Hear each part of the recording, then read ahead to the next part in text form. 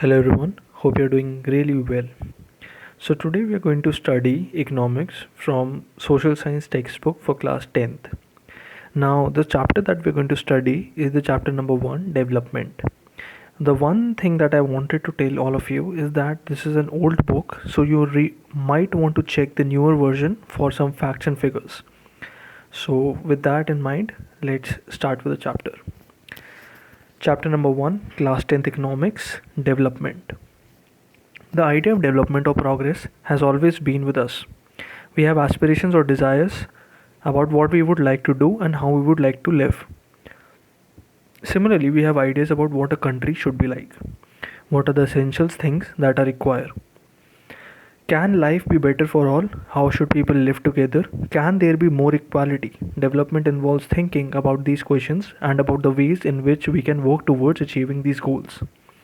This is a complex task, and in this chapter, we shall be beginning at understanding development. You will learn more about these issues in a greater depth in higher classes. Also, you will find answers to many of these questions, not just in economics but also in your course in history and political science. This is because the way we live today is influenced by the past. We can't desire for a change without being aware of this. In the same way, it is only through a democratic political process that these hopes and possibilities can be achieved in real life. Topic number 1, what development promises? Different people, different goals. Let us try to imagine what development or progress is likely to mean to different persons listed in table 1.1. What are their aspirations? You will find that some columns are partially filled. Try to complete the table. You can also add any other category of persons. Table number 1.1 is of developmental goals of different categories of persons. The category of persons are mentioned as follows: landless rural laborers, prosperous farmers from Punjab, farmers who depend only on rain for growing crops, a rural woman from a land owning family, urban unemployed youth, a boy from a rich urban family, a girl from a rich urban family, an Adivasi from Narmada Valley. Having filled table 1.1, let us now examine it. Do all of these persons have the same notion of development or progress? Most likely not. Each of them seeks different things. They seek things that are most important for them, that is, that which can fulfill their aspirations or desires.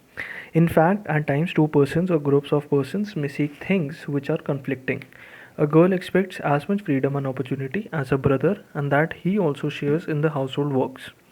Her brother may not like this. Similarly, to get more electricity, industrialists may want more dams, but this may submerge the land and disrupt the lives of the people who are displaced, such as tribals.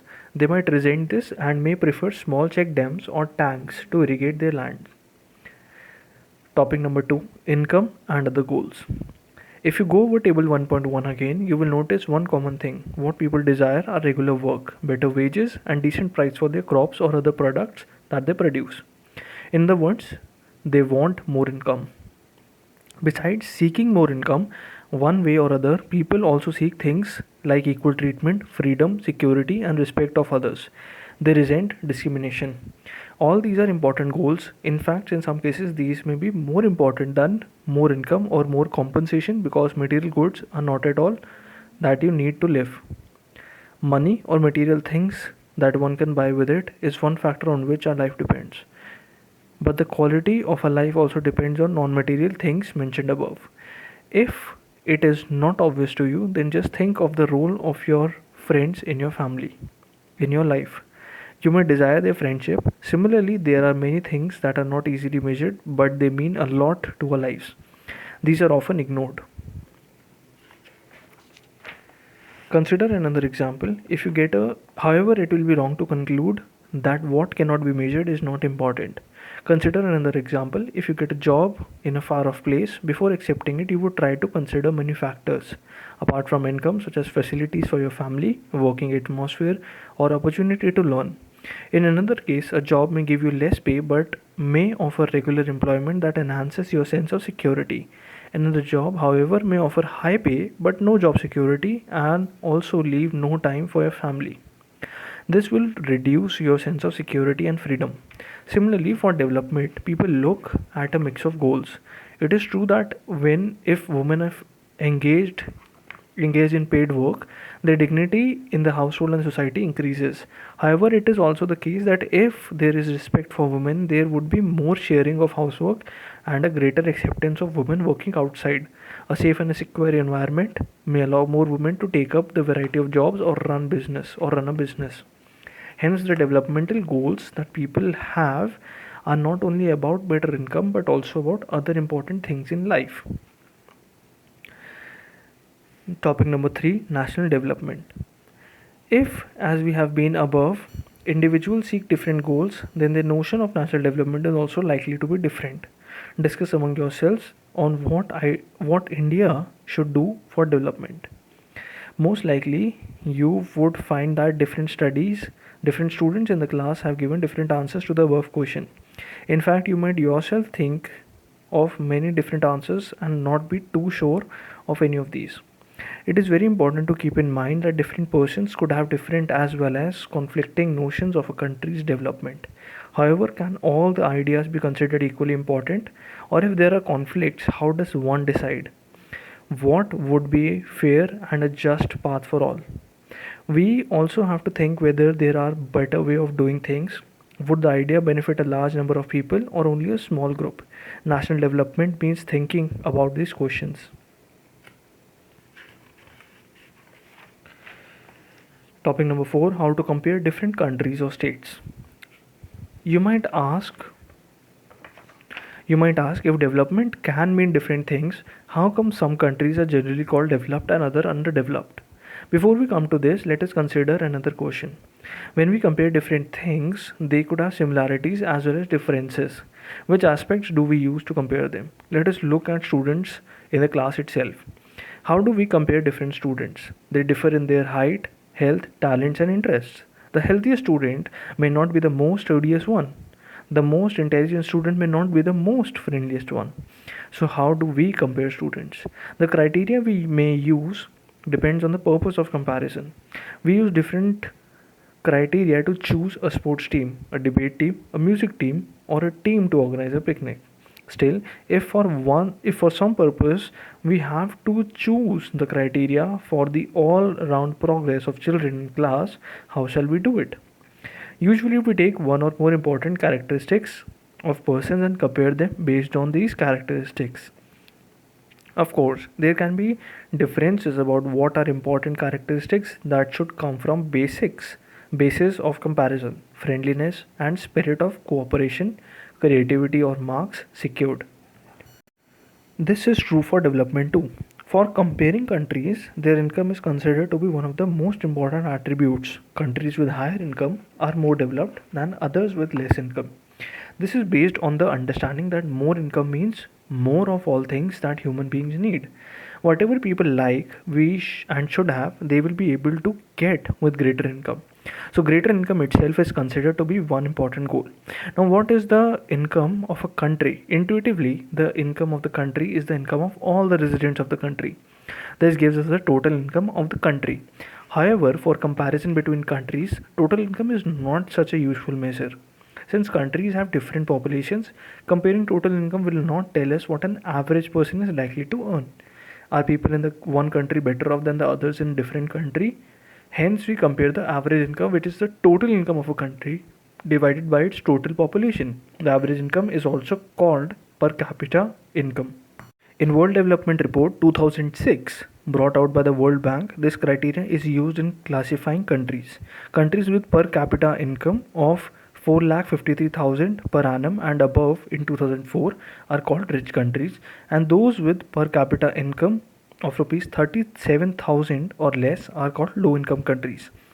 India comes in category of low income countries because its per capita income in 2004 was just 28,000 per annum. In the rich countries excluding countries of Middle East and certain other small countries are generally called developed countries. One more thing to note, that these data may be old, so you want to refer to the new data in new books. Thank you. Income and other criteria. When we looked at individual aspirations and goals, We found that people not only think of better income but also have goals such as security, respect for others, equal treatment, freedom, etc. in mind. Similarly, when we think of a nation or a region, we may, besides average income, think of other equally important attributes. What could these attributes be? Let us examine this through an example. Table 1.3 gives the per capita income of Punjab, Kerala, and Bihar. Actually, these figures are of per capita net state domestic product at current prices for 2002 to 3. Let us ignore what this complicated term exactly means. Roughly, we can take it to be per capita income of the state. We find that of the three, Punjab has the highest per capita income and the Bihar is at the bottom. This means that on an average, a person in Punjab earned rupees 26,000 in 1 year, whereas on an average, a person in Bihar would earn only around rupees 5,500. So, per capita income were to be used as a measure of development, Punjab will be considered as the most developed and Bihar the least developed state of the three. Now let us look at certain other data pertaining to the states given in table 1.4. Table 1.4 has some comparative data on Punjab, Kerala and Bihar with the infant mortality rate, the literacy rate and the net attendance ratio for class 1 to 5. What does this table show? The first column of the table shows that in Kerala, out of 1000 children born alive, 11 died before completing 1 year of age. But in Punjab, the proportion of children dying within 1 year of birth is 49, which is nearly 5 times more. On the other hand, the per capita income of Punjab is more than the Kerala, as shown in table 1.3. Just think of how dear you are to your parents. Think of how everyone is so happy when a child is born. Now try to think of parents whose children die just before they even celebrate their first birthday. How painful it must be to these parents. Next, note the year to which this data pertains. It is 2003. So we are not talking about old times. It is 56 years after independence when our metro towns are full to high-rise buildings and shopping malls. The problem does not end with infant mortality rate. The last column shows that more than half of the children in Bihar do not even get to school. This means that if you went to school in Bihar, more than half of your class would be missing. Those who could have been in school and are not there. If this had happened to you, you would not be able to read what you are reading now. Public facilities. How is it that an average person in Punjab has more income than the average person in Kerala but lags behind in the most crucial areas? The reason is money in your pocket cannot buy all the goods and services that you may need to live well. So income by itself is not a completely adequate indicator of material goods and services that citizens are able to use. For example, normally your money cannot buy you a pollution-free environment or ensure that you get unadulterated medicines. Unless you can afford to shift to a community that is already has all these things, money may also not be able to protect you from infectious diseases unless the whole of your community takes preventive steps. Actually, for many of the important things in life, the best way, also the cheapest way, is to provide these goods and services collectively.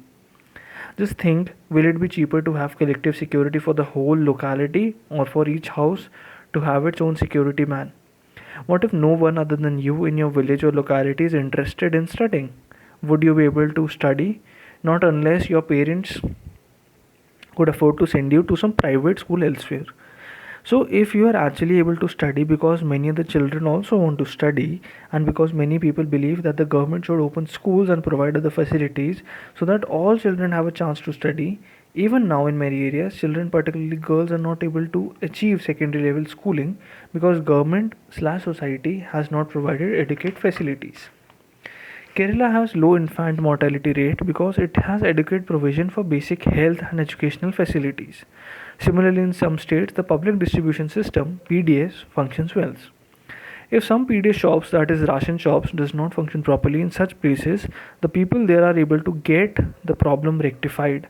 Health and nutritional status of people of such states is certainly likely to be better.